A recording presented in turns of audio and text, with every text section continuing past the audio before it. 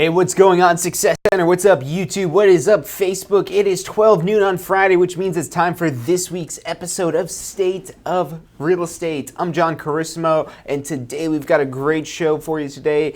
This is for everyone that's been thinking about starting a real estate career, or thinking about getting a real estate license. Maybe you're not even sure about the whole real estate career thing yet, but you're just wondering, should I get a real estate license? We're going to be talking about that today. If you have questions on any of that stuff, throw that in the comment sections on this. We're going to be live chatting with you today. Really excited to bring this episode to you. I'm John Carissimo. You're watching State of Real Estate.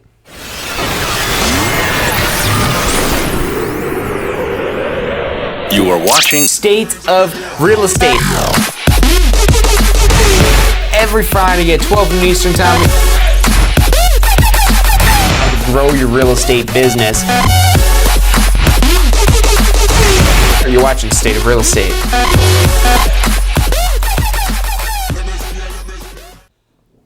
Hey, welcome to State of Real Estate. I'm John Carissimo. The show is brought to you by the Tampa School of Real Estate. If you're interested in starting or enhancing your real estate career, we've got all these fun little banner advertisements at the bottom of the video. Check us out online at tampaschool.com or give us a call at 813-928-0106. What we're talking about today is, should I get a real estate license? What is it like to have a real estate license? What are the benefits of having a real estate license? I would say we talk about the cons of having a real estate license as well. And really the only con would be that you went through the process to get your license and you don't end up using your license. But there's a lot of benefits, even in that case, that are going to outweigh. Whether that's with me or any of the people shaking up the education industry right now. Mike Rowe, if you guys have ever seen any of his videos or anything that he does, he's the Dirty Jobs guy, and he's a big proponent of, colleges and universities aren't always the best fit for everyone. So let's address that. This is specifically for somebody who's looking at, okay, I want to go back to school to learn something. What should I go back to school to actually learn? Or maybe you're just getting out of high school and you're thinking about, oh, should I go to college? Should I go get a real estate license? What should I do? So let's start off first and foremost with the whole kind of debate that goes on with, is going to college worthless? Is there anything of value to actually attending some sort of school and burying yourself in debt? If you've got a full ride scholarship to that, then that takes the monetary part of this out of it, but then there's still the time that you're spending there that you have to factor in. Now, if you're planning on being a doctor, a dentist, an engineer, somebody that needs that very specialized high degree of skill, then yeah, college, university, any of those programs that are going to get you prepared for that, then that's a good fit. If you're going to school just because you think you have to go to school, because it's the appropriate thing to do and you'll be shunned by your family if you don't attend a four-year college or anything like that, but you're not planning on becoming a doctor or doing anything like that, I challenge you to seriously, and again, if you're a full-ride scholarship and money isn't the issue here, that's fine, but one of the biggest issues right now in the U.S. is the whole student loan debt issue, and that you're spending these years in school and racking up thousands of dollars that you're going to be paying off for the next 50 years, which is not always the best fit for most people. So let's stop talking about that. Let's talk more about real estate now and how we could pose maybe a different perspective, or even if you are going to college, how you could factor in real estate in conjunction with that. So with a real estate license, now in Florida, we've got one of the quickest licensing processes in the entire country. In Florida, the pre-licensing course is only a 63-hour course. And this isn't like going to college and getting 63 credit hours, which that's going to take you like 2 years in going to college full-time to get you 60 plus credits. No, this is a course that can be completed in less than 2 weeks if you're taking one of our day classes. We actually have a 1-week class coming up in December, Monday through Sunday. You can get it done there. We have an online course just in case you guys aren't located in the Tampa Bay area. And with our online course, it's on demand and self-paced. So students fly through that super quick. They go through it. Really, it's just as fast as you could digest the material that's in there. And we've launched a brand new version of our online course. It's 1 year we've had that. It's our 1 year anniversary of our new online course. We launched it back in October, and it's very small, easy to digest information that you'll find in that online course. So it's really easy to knock that out quick. So we're talking about, 2 weeks, or maybe you're going to take a little bit longer. We have evening classes as well that go across 2 months, but 2 months is nothing compared to 2 years of equivalent learning. And now there's still struggles. It's not once you have the real estate license that you're automatically going to be rich. It definitely opens that door for you, having a real estate license, but it's your job to walk down that hallway, and it could be a long hallway depending on your particular situation. So obtaining your real estate license, it can be done very quickly. So if you're thinking about obtaining your real estate license, but you're kind of weighing this, should I get my real estate license or should I do this instead? If you're really torn on which one it is that you want to do, get your real estate license, and you could do that in conjunction with whatever else it is that you're trying to do. We have a lot of kids that are just out of high school that want to learn about real estate, that are interested in getting into real estate. So we'll have a lot of these people fresh out of high school coming to take the real estate licensing course, yet they're still going to school at the same time. So that's absolutely possible to be a full-time student and be a part-time real estate professional. We work with a lot of brokerages in the area that specialize in helping people work in the business part-time. And I mean, especially when you're a student, you have the flexibility of scheduling your classes around, or with the online courses and all that other stuff that you have, or whatever your predicament may be, where you have other things going on in your life and you're worried about whether or not you could devote your full time, energy, and attention to real estate. Real estate doesn't necessarily need your full time, energy, and effort. Now, if you want to be the next top real estate agent, if you want to be bringing in millions of dollars a year, then yes, it's going to take your full time, energy, and potential, and then some.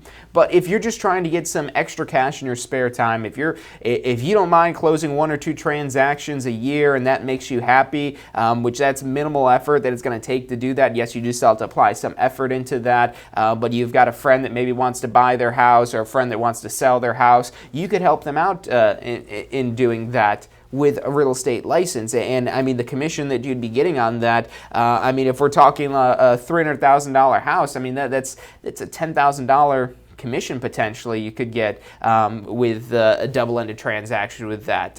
So it's absolutely possible, and with the ease it is to obtain the real estate license. Now, yes, the material that you're learning in the pre-licensing course, it's a lot of laws. Some of the information isn't the most exciting. Some of it will be difficult. Yes, you'll need to study, so there's going to be some effort it is that you're putting in to obtain your real estate license, but for the rewards that are potentially possible with having a real estate license, the minimal effort it takes to obtain the real estate license is absolutely outweighed by the reward potential of having a real estate license with so much that's available. And that example I just gave of the sale, the $10,000 commission, or whatever the commission may be. I mean, even if it's just a couple $1,000s, maybe you're helping a friend that wants to buy an investment property, and it's maybe a $50,000 property or something like that. Yeah, maybe you might only make $1,000 in commission off of that, but I mean, that's going to cover all of your licensing costs, your realtor fees, and all that in just one swoop there, and that's a $50,000 property, which that's not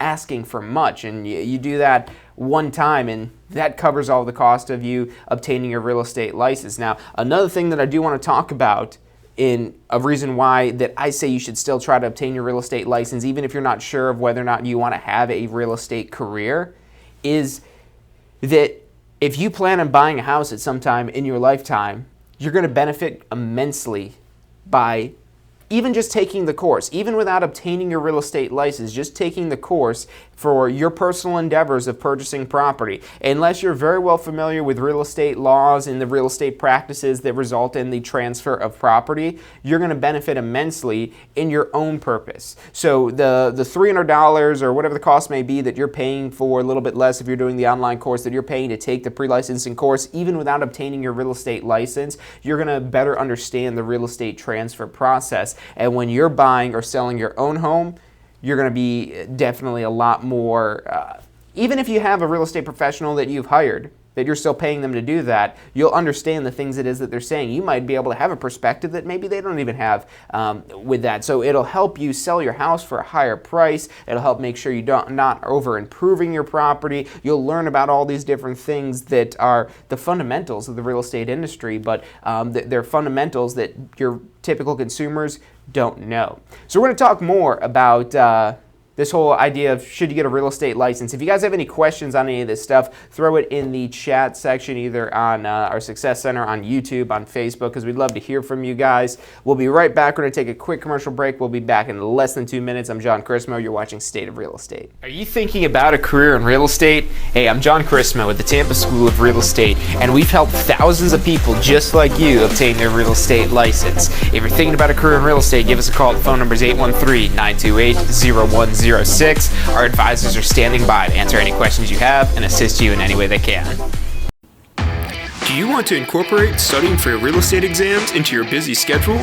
Now you can review the key topics you need to know to pass your class and state exams with our MP3 audio review. Simply pop in your headphones or connect to your car to reinforce crucial information while you exercise or drive. Listen to the first unit for free at mp3audioreview.com. That's mp3audioreview.com.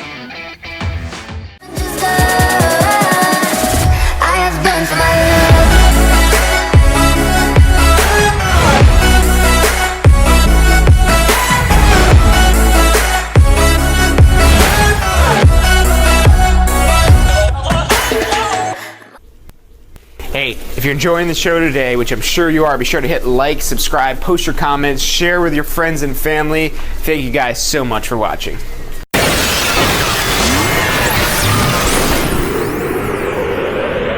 You are watching State of Real Estate. Every Friday at 12 noon Eastern Time. Grow your real estate business. You're watching State of Real Estate.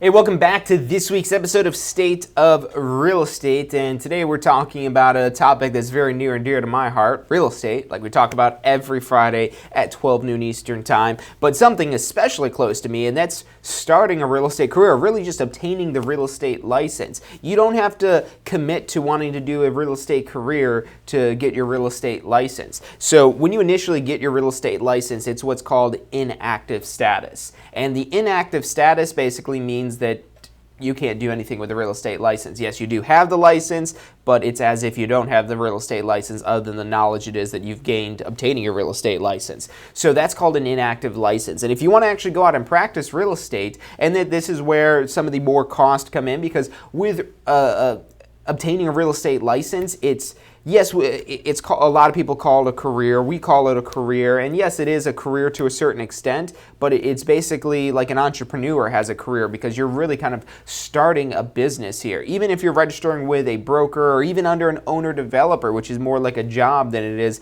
a business, it's still very much like a business within a business because it's a double-ended sword with this. So if you're the type of person that wants to kind of, just let life pass you by, then unless you're interested in learning about the real estate process, I wouldn't recommend taking the real estate licensing course. But if you're somebody who has some level of motivation, you don't have to be the most motivated person in the world, but if you ever thought about, I wish I could have some extra money to go on a better vacation, I wish I had some extra money to put my kids in a private school, or I wish I had some extra money so I could finally fix my car, or better yet, just get a brand new car, or I wish I had some extra money so if there's some sort of unforeseen disaster and I have immense medical bills that I'll be able to pay those medical bills. There's the alarming statistic that I don't have the exact number, but I think it's like 86% of people in America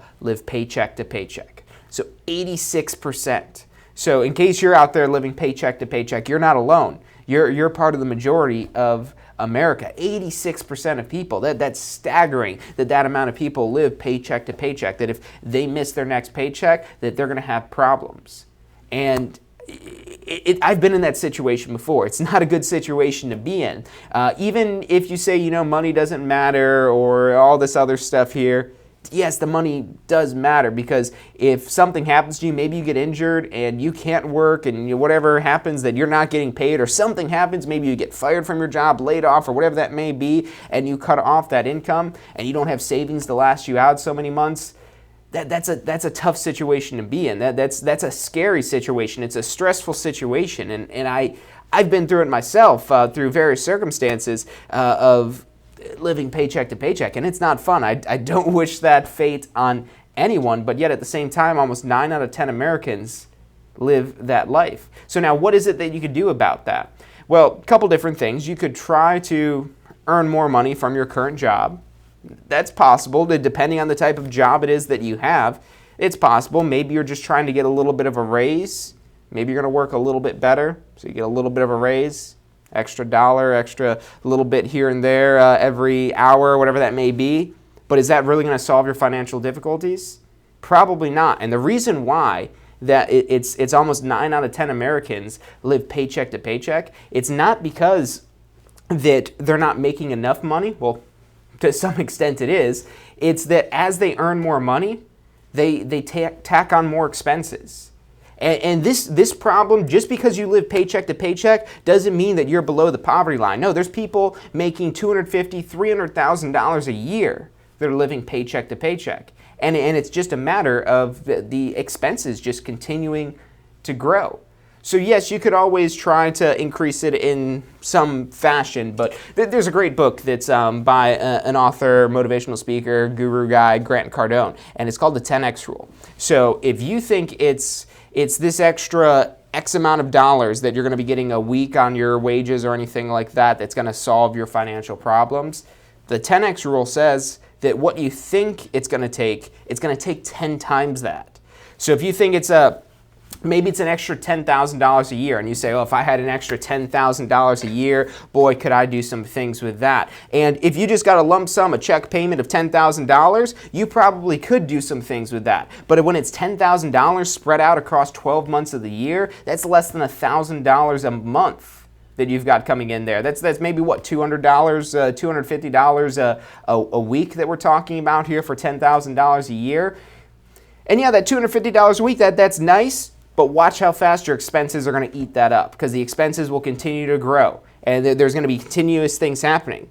But now, if you notice when I first said, okay, if you got a $10,000 check, just hand it to you right there. Okay, now that money, that's something that you could maybe do something with, whether you're investing that $10,000. And yes, if you're good about money and you're trying to do that across the course of the year, maybe every month, that $200 extra, or every week, that extra $200 you'd be getting that you're putting into some sort of investment or something like that, then yes, that could work. But let's say you've got that huge $10,000 check somehow, some way, shape, or form. We'll talk about how you could get that in a second. You've got that money. Now what is it that you could do with the money?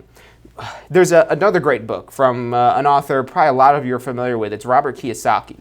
And Robert Kiyosaki is the Rich Dad, Poor Dad guy. And there's a book called The Cash Flow Quadrant. So absolutely another book I'd recommend. We got to get our Audible sponsorship on here so I can send you guys all the link to Audible. If you don't have Audible, look, I'm not getting any money from them, but I love Audible so much. I definitely recommend it to you guys as well. Go get a subscription on there so you can get some of these books I'm talking about. The 10X Rule by Grant Cardone. Any of the Robert Kiyosaki books, especially the one I'm talking about here, The Cash Flow Quadrant. So in the cash flow quadrant, there's basically 4 different ways that Robert Kiyosaki breaks it down. The Rich Dad breaks it down to 4 different ways you could earn money. It's E, B, S, and I. I think I'm mixing up the order somehow of these. E, B, S, and I. So the E stands for employee. And this is the status quo. This is the most defaulted to form of earning income. So that's the E, and that's what most people are familiar with. You work for somebody, you get paid X amount of dollars, whether that's $10 an hour you're being paid or $200,000 a year you're being paid. It doesn't matter. You're in the E quadrant. You're in the employee quadrant. And in the E quadrant, you're sacrificing the control of your future, and you're sacrificing your possible potential. You're sacrificing the control and your potential for the security that exists in the E quadrant. The E quadrant is the most secure quadrant. by default compared to all these. So being an employee for somebody, yes, that does give you the most security, but it has the lowest potential compared to the other quadrants. Now, the next quadrant we have is the S quadrant. And the S quadrant stands for self-employed. Very similar to the employee, except for we're now transitioning the control from somebody else to ourselves. We're taking this on 100%. It's 100% ours. And now notice the order that I'm going through these with. I'm talking about the employee, we're going to talk about the self-employed, then we're going to talk about the business, and then we're going to talk about the I, which is the investor. And this is all from the cash flow quadrant. It talks about in much more detail in that book by Robert Kiyosaki. So I absolutely recommend that you go into that. So the S stands for self-employed. And if you obtain a real estate license, you're coming into the S quadrant. And you could still be employed, and that's the great part about real estate and what I love about real estate so much. You start almost any other business. Now, not almost any other business, because there's a lot of like online things and stuff like that that you could do, but we'll talk about those and how that differs from kind of having a part-time real estate gig and what the benefits are with that.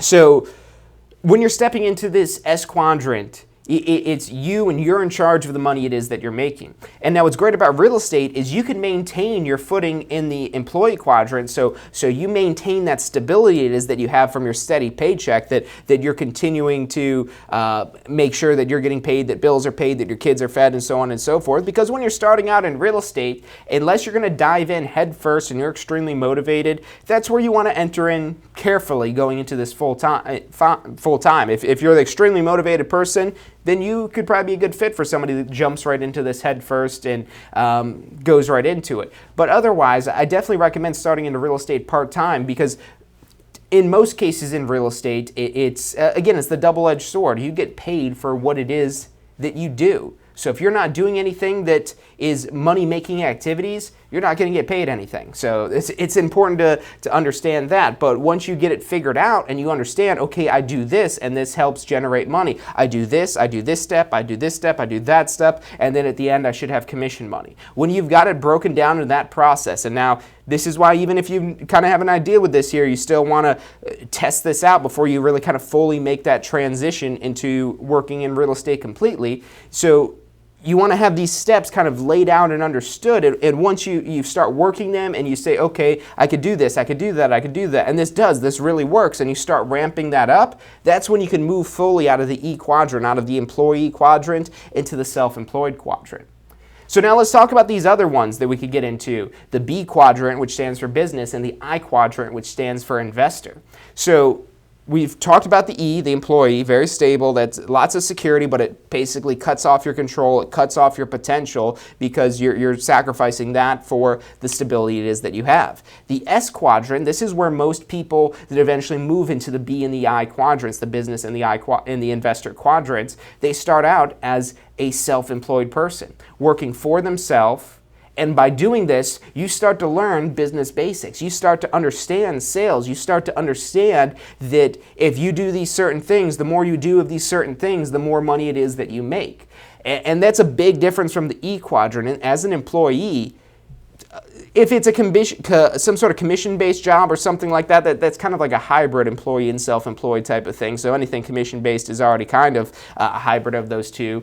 But if we take commission and bonuses out of the picture, just as a salaried or hourly employee, if you make the business, you make the company more money, you probably don't see any of that in return. And that's the sacrifice it is that you take. The reason why the company and the entrepreneurs that started that company see those benefits and get to reap those benefits is because they're the ones taking the risk.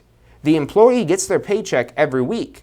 But in a business, if the business isn't making a profit, then yes, the employees will still get their paychecks, because the employees won't stick around for very long if they're not getting their paychecks.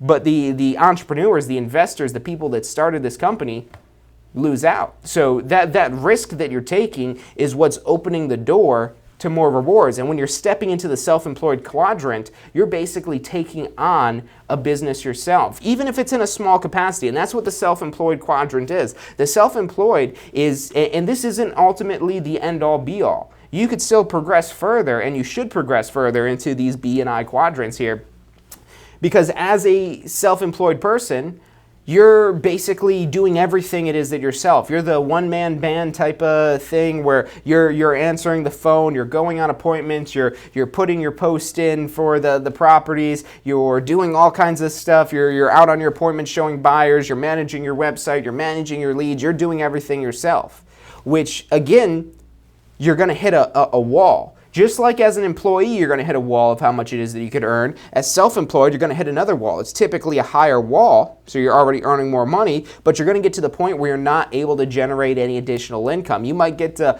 $150,000, $180,000. That's usually about the point, somewhere sub $200,000 a year in gross commission income, that you just kind of hit that breaking point. And this does depend on the value of the homes in your particular market, but you'll get to that point where you're like, I literally can't stretch myself any thinner. And now that's where you can move into the B quadrant. And moving into the B quadrant, which stands for business, is that you're running a business. And the difference between running a business versus being self-employed. So self-employed, if we think of that, you're employed, you're an employee of yourself, but you're still an employee. Being a business, you have employees that are able to assist you, and you're probably still heavily involved in the business, and you especially will be when you're first starting to transition from being self-employed to operating a business. You're going to be still heavily involved, but that's where you start to bring in additional people. Even if this is just outsourcing work, this doesn't have to be where you have an office to yourself and employees to yourself. No, this could be people working on the other side of the world that are doing some sort of digital lead generating type of things for you, and all kinds of things like that. The more people it is that you could have in your arsenal, making your job easier, whether it's through people or through automation, that's where you're now becoming more of a business. And that's where you're going to be able to surpass that $150,000, $200,000 a year mark in real estate. And maybe that's a lower amount, maybe it's a higher amount. It depends on the market it is that you're in and how thin it is. You could really stretch yourself before you need to ask for help. And by asking for help, you're paying people for help. Now, in the business quadrant, this is where a lot of self-employed individuals start to have a hang-up here of, oh, well, I could hire an assistant, but that means less money for me. In an ideal world where this is structured correctly, adding that assistant shouldn't be just taking money out of your pocket. That assistant, that anyone else it is that you're adding to your team, buyers agents, ISAs, sellers agents, people that are just calling leads, people that are running your website, people that are managing your leads, all these people it is that you're adding, they shouldn't be taking money from you. If that's the case, then they're not a good fit for your business. They should be helping put money in your pocket or helping keep money in your pocket. That's what this team is that you're bringing on, and that's why you see a lot of real estate teams exist today. That's people that started off in real estate as just a self-employed person working for themselves, and then they've kind of grown, and they've grown their business, and they've grown to the point where, okay, now I need more agents. I need agents on my team because I have more leads than I know what to do with, and I'm not able to capitalize on converting every single one of these leads without some help. So that's where you become a business. And then finally, the last quadrant here, the I, stands for an investor. And now with an investor, this is ideally where most people want to be, because as an investor, you basically just put money up and you get money back. Again, in theory, you might have some bad investments where you end up losing money with this, but in the I quadrant, this involves the least amount of work. The E and the S quadrant involve the most amount of work, and the B and the I quadrant, but especially the I quadrant, as an investor, that involves the least amount of work, because you're just, instead of time, you're not trading time anymore, you're now trading money. But now what do you have to become an investor? You have to have money. And I'm not talking about an Acorns app or a Robinhood stock trading or any of these like kind of trendy little like savings apps. I'm not talking about having a 401k. That doesn't make you in the I quadrant. Being in the I quadrant means you have hundreds of thousands of dollars at your disposal to invest. And if you lost those hundreds of thousands of dollars, it wouldn't be the best day, but you would survive. That's what makes you into the I quadrant, and really not even just hundreds of thousands, but plus that. I mean, we're talking hundreds of thousands, if not millions of dollars that you have to put money at something, see if it works, hopefully it does, and you get a return on your investment. Without an investment of at least $100,000, even if you're getting a huge investment, even if you're getting a huge return on investment, let's say you've got $100,000, and in real estate, you have a lot of potential for high ROIs, high returns on investments. And maybe you're getting a 10 or 15% return on investment, which isn't unheard of in the real estate space. It kind of depends on how it is that you're managing this. But let's say you take $100,000, put it into a piece of real estate. That $100,000 in 1 year gets you an extra $10,000. So after 1 year, you've got $10,000. Who out there can live on $10,000?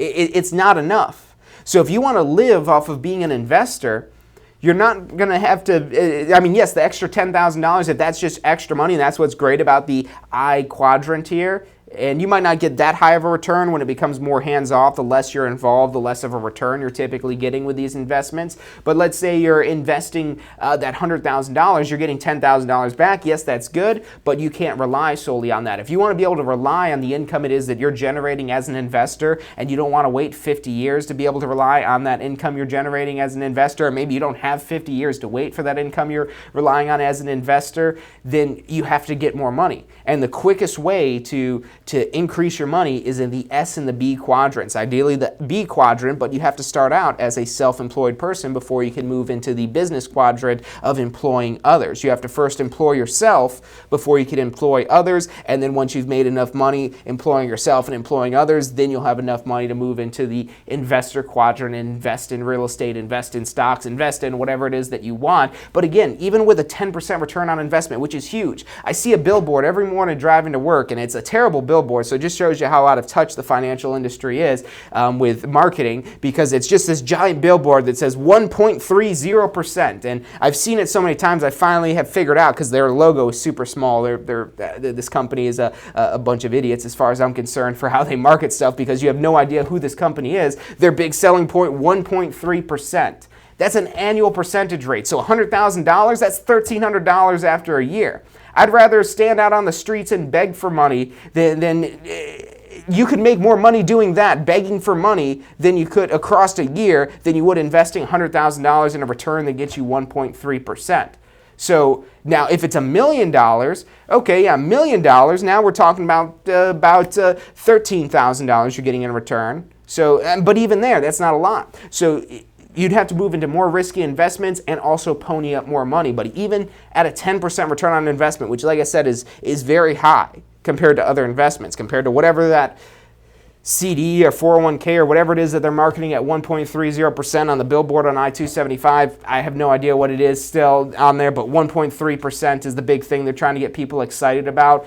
And yeah, I'm sure after 50 years you might be close to $1 million off of your initial investment after you've been pumping in money every single month, year after year. But who wants to wait that long to have money to do something? Yeah, you could afford a nice retirement home, but I mean, what about your life leading up to that point? What about the trips you wish you'd take? What about your kids in the schools you'd wish they put them in? What about the cars that you weren't happy with? What about the house and the living situations you weren't happy with? What about the student loans that you may have, or all these other expenses that are going to take a lot more than $1,300 a year to pay off? And like I said, that's the investor quadrant. If you've got millions of dollars or hundreds of thousands of dollars to invest, then you could be moving into the investor quadrant. But until then, that's where you need to really start ponying up the money, being a employee of yourself or employing others in the self-employed quadrant or the business quadrant. We're going to talk more about this, but we're going to take a quick commercial break. We'll be back in less than 2 minutes. If you guys have questions on that, throw it in the comments. I'm John Chrismo. You're watching State of Real Estate. Are you thinking about a career in real estate? Hey, I'm John Chrismo with the Tampa School of Real Estate, and we've helped thousands of people just like you obtain their real estate license. If you're thinking about a career in real estate, give us a call. The phone number is 813-928-0106. Our advisors are standing by to answer any questions you have and assist you in any way they can. Do you want to incorporate studying for your real estate exams into your busy schedule? Now you can review the key topics you need to know to pass your class and state exams with our MP3 audio review. Simply pop in your headphones or connect to your car to reinforce crucial information while you exercise or drive. Listen to the first unit for free at mp3audioreview.com. That's mp3audioreview.com. I have done for my love.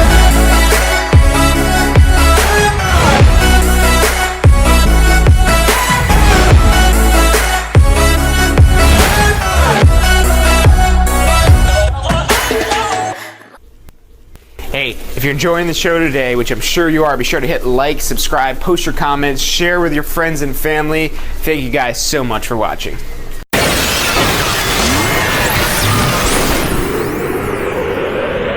You are watching State of Real Estate. Every Friday at 12 noon Eastern Time. Grow your real estate business. You're watching State of Real Estate.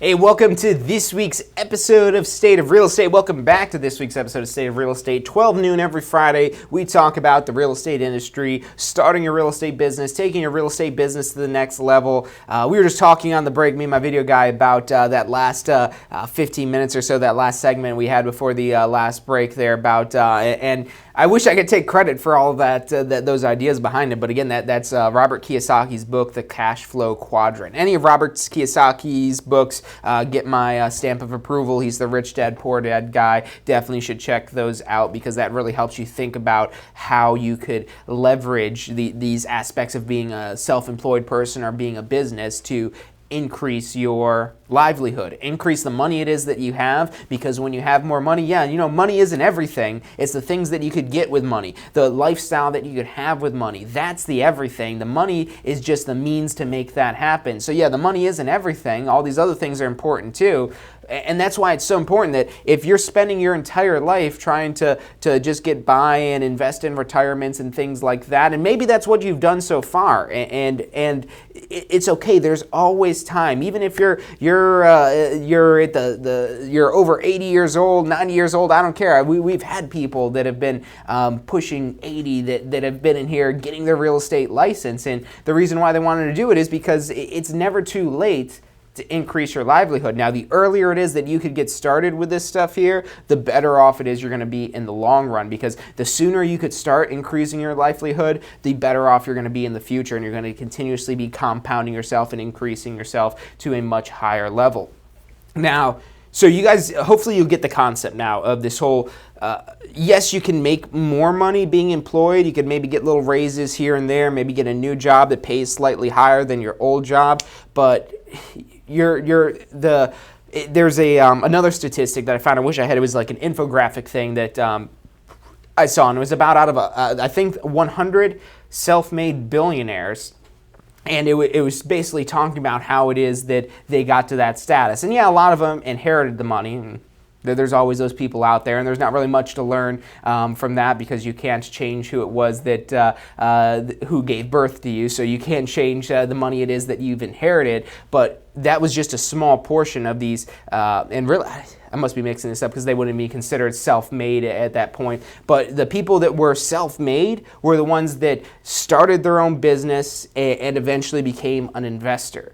So you could still get a lot of money by being employed by somebody, but if you really want to make yourself rich, or maybe you don't care about being rich, maybe you just want to have enough money to not have to worry about money, that's a nice thing. And 90%, almost 90% of America is missing out on that thought of not having to worry about money, because going back to that first statistic I said, 86% of Americans live paycheck to paycheck. Don't quote me on that, it might be slightly off by a couple percentages, but it's almost 9 out of 10 Americans live paycheck to paycheck. So now what can you do about that? Going back to the topic of this show, should I get a real estate license? Look, you don't have to make real estate your career. You don't have to do real estate for the rest of your life, but it absolutely can be a very lucrative stepping stone to help you get to whatever it is that you want to do. If you want to invest in real estate, fantastic. What better way to learn about the real estate industry so that you can one day invest in real estate when you have the money to invest,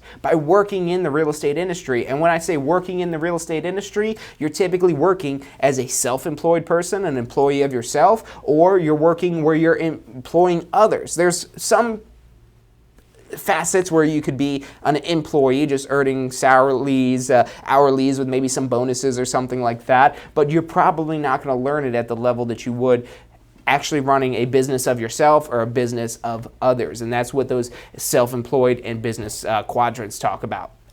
So how do we make that transition now? If you've got a 9 to 5, or maybe you work in retail and you've got crazy hours, or whatever it is that your job is right now, and you're not happy with it, you want more out of life, you want to have more money, to do more things, to have better things, to have more security, because really that's what the people in the employee quadrant are looking for. They're looking for security. That's why typically they're sacrificing the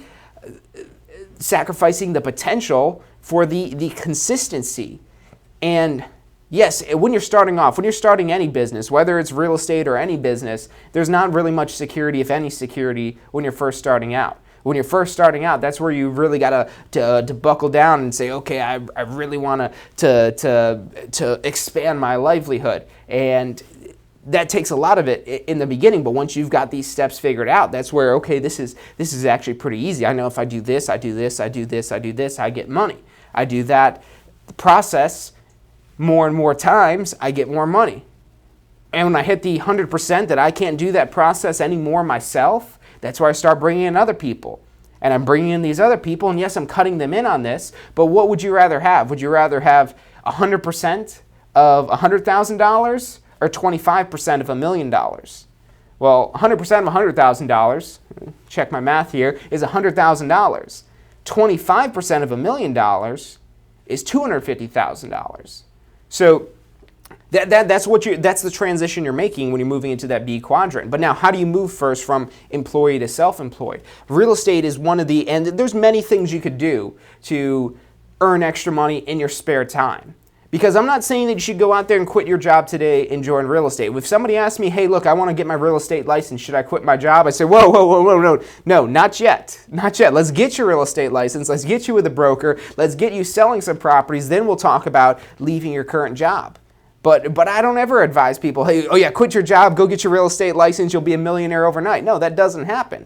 It's a process of getting to it. Yes, you could be a millionaire someday, and real estate could absolutely make that possible. That potential is there. You're not limited and cut off in real estate like you would be. If you think about it in your company, and this is definitely an exercise I challenge you to do. If you're kind of on the fence of this, well, I really like my job, but I don't think it has the potential that I'm looking for with this, think of what the highest position it is that you think you could achieve. And you want to be realistic of the position it is that you think you could achieve. If you're flipping burgers at McDonald's, I'm not saying you couldn't be the CEO of McDonald's, but that's going to be a long road coming, and there's a lot of burgers flipping and a lot of people managing people that flip burgers eventually before you get to that point of where you're the CEO of McDonald's altogether, if McDonald's or all these fast food companies are even around 10, 15 years from now. So you want to think of this, thinking forward, what is the most amount of money, and then how long is it going to take for me to get to that point, get to that ranking, get to that status where I'm making that most amount of money. And if that picture doesn't line up with what you dream to have, if you've ever thought of, I wish we could have taken first class instead of economy, or I wish I could have had my own private jet instead of flying economy or flying first class or whatever it may be. I wish maybe you're sitting out on the beach and you're seeing people out on jet skis and you're like, man, I really wish I had a jet ski. Or you're sitting out on the beach and you see somebody drive by in a yacht and on your jet ski and you're like, man, I really wish I had that yacht. So in that employee quadrant, that could help. That will give you the stability when you're starting these new ventures. And there's a lot of things you could do. Real estate's one of them. That's what we'll talk about mostly here. But there's like things you could do online where you're doing some sort of, like so many things you could do online that to make money with that. You could start up some sort of business. And real estate, so let me talk about the reason why. And I'm an entrepreneur since I was maybe 8 years old, maybe even before that. Growing up, I always had, like the lemonade stands.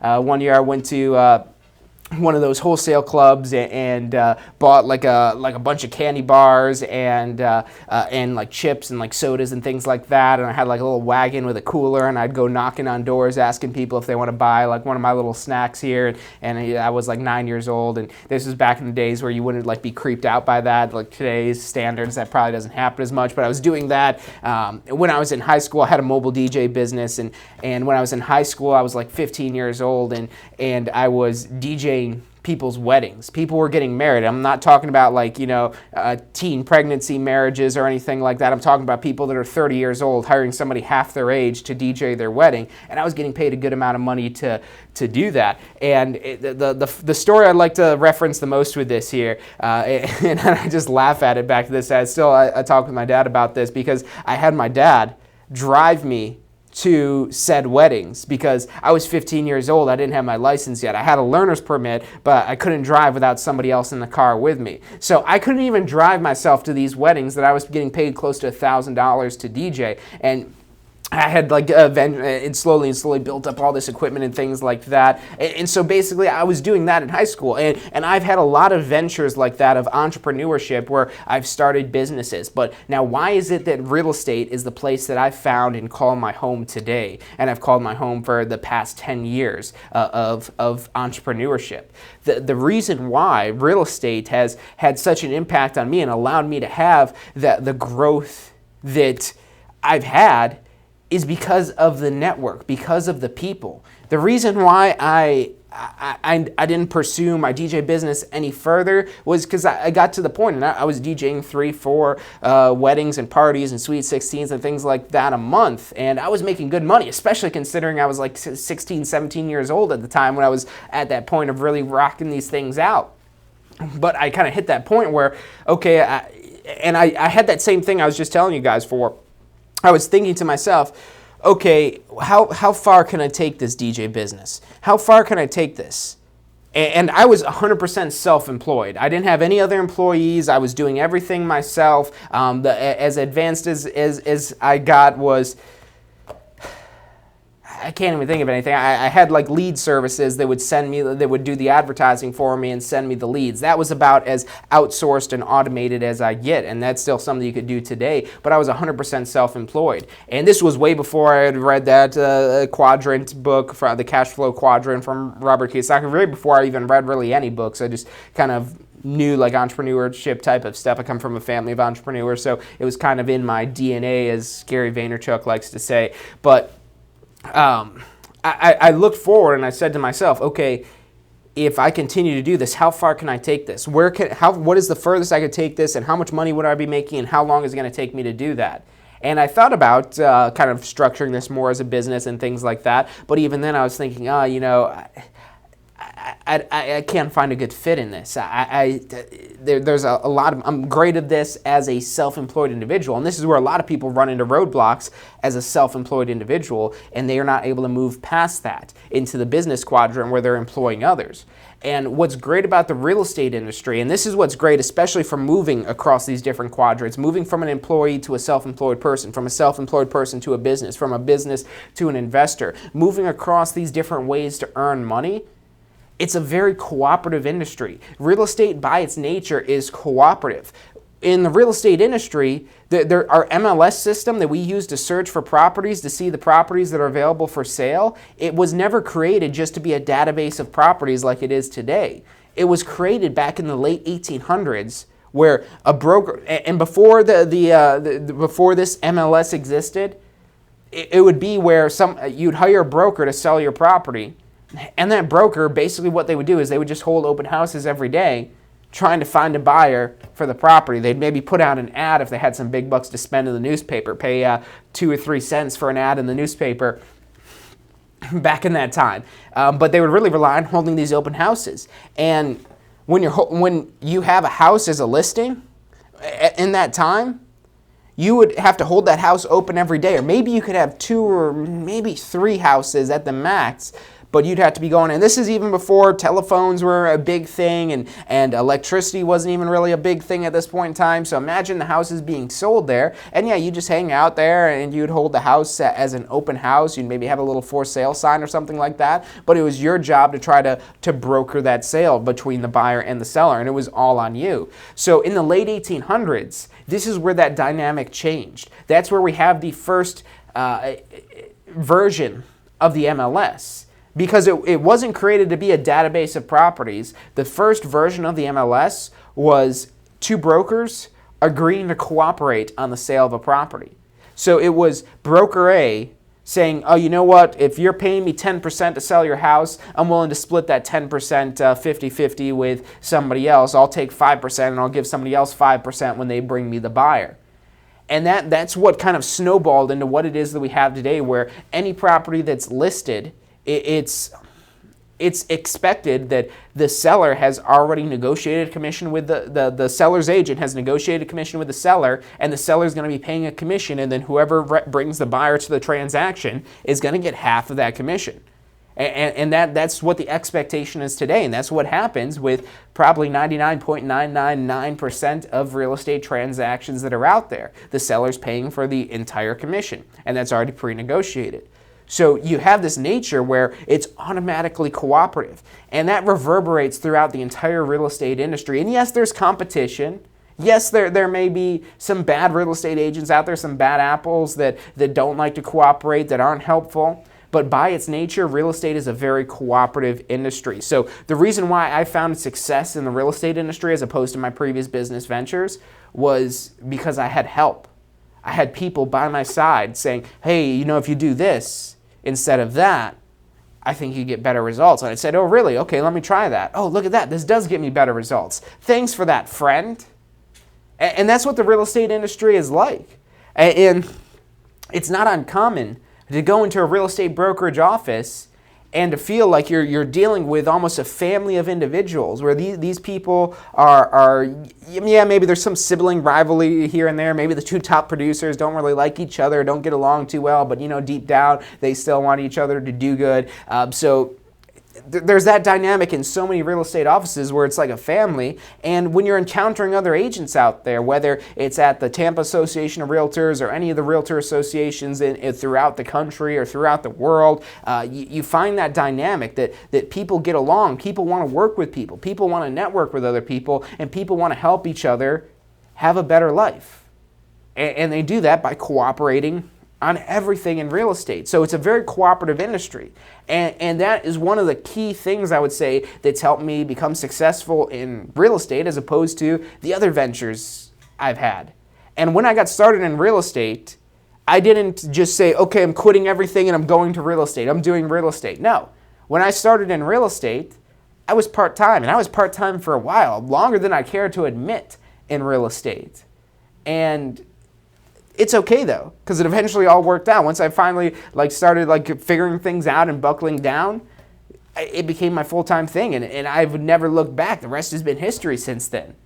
But you're able to start off in a way that you don't have to give up everything. You don't have to change your life completely to add real estate into your life. You could get your real estate license, register with a broker, and you know, brokers, when you're registering with a broker, you're not an employee of that broker. For tax purposes, you're an independent contractor. Yes, you do have to follow certain things under the broker's direction, and that's part of the Florida Real Estate Commission rules that require you to be under a broker, so that way you don't lose people money and do something stupid that gets everyone in trouble. So that's why they require you to be registered under a broker, but your business is still your business. The brokers, you might have a good broker that really does care about you, that if you're not doing anything, they'll say, hey, why aren't you doing anything? But most of the time, you're just going to be, it's you that's going to be asking that question. Why am I not doing anything? Why am I not making money? And with real estate being as cooperative an industry as it is, if you ask your broker for help, or you ask another agent in your office for help, hey, you know, look, and that's one of the things that held me back in real estate when I first started off, is I was afraid to ask for help. And part of that was a lot of different things, but being able to ask for help and having so many people around you. In my previous businesses, if I wanted help, you know, Google was kind of still in it, not really early stages, but nothing like it is today. So, I mean, I could maybe do something like that, or any of these things to maybe read some articles or read a book, but I was stuck when I had a particular problem. In real estate, you're not stuck. You're not on your own when you have a particular problem. You have your broker. You have the other agents in your office. You have the other agents in the transactions that you shouldn't feel stupid asking them some sort of question. You could always play it off if you're worried about sounding stupid. Oh yeah, that's what I thought. I just wanted to confirm that. Okay, yeah, sounds good. So there's a lot of different ways that you could become comfortable with asking questions, but the help is there. You just have to ask for it.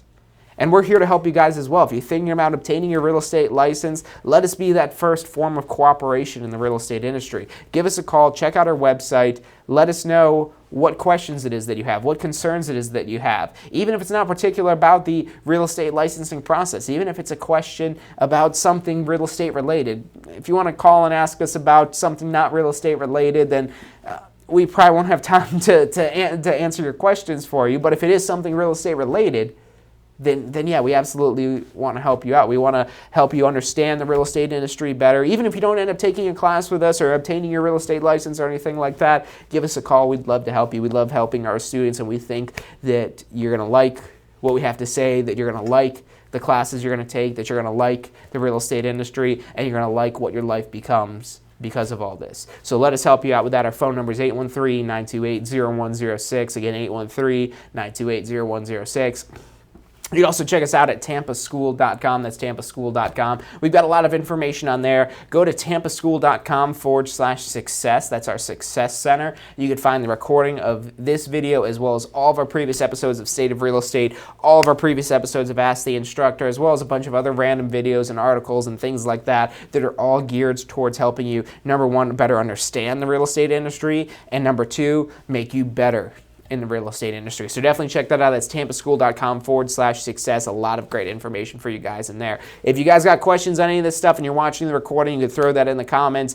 We still check that after the recording, so make sure you post that there. We'd love to help you guys out and answer any questions it is that you have. If you haven't subscribed yet, make sure you subscribe to us on YouTube. We've got over 100,000 views on our videos on YouTube, so we've got some stuff that's worth watching on there, so definitely check that out. Like us on Facebook. Put your email in at the Success Center so we can email you updates of whenever it is we go live or have new content for you to help you better understand the real estate industry and grow yourself in the real estate industry. And then also remember to tune in next Friday at 12 noon Eastern Time for next week's episode of State of Real Estate. For the Tampa School of Real Estate, I'm John Chrismo, and you've been watching State of Real Estate. I'll see you next week. Are you thinking about a career in real estate? Hey, I'm John Chrismo with the Tampa School of Real Estate, and we've helped thousands of people just like you obtain their real estate license. If you're thinking about a career in real estate, give us a call. The phone number is 813-928-0106. Our advisors are standing by to answer any questions you have and assist you in any way they can. Do you want to incorporate studying for your real estate exams into your busy schedule? Now you can review the key topics you need to know to pass your class and state exams with our MP3 audio review. Simply pop in your headphones or connect to your car to reinforce crucial information while you exercise or drive. Listen to the first unit for free at mp3audioreview.com. That's mp3audioreview.com. I have done for my love.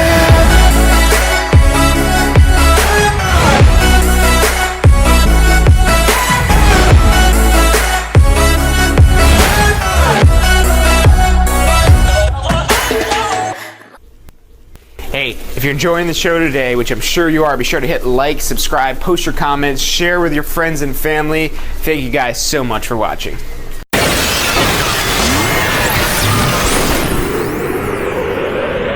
You are watching State of Real Estate. Every Friday at 12 noon Eastern Time. Grow your real estate business. You're watching State of Real Estate.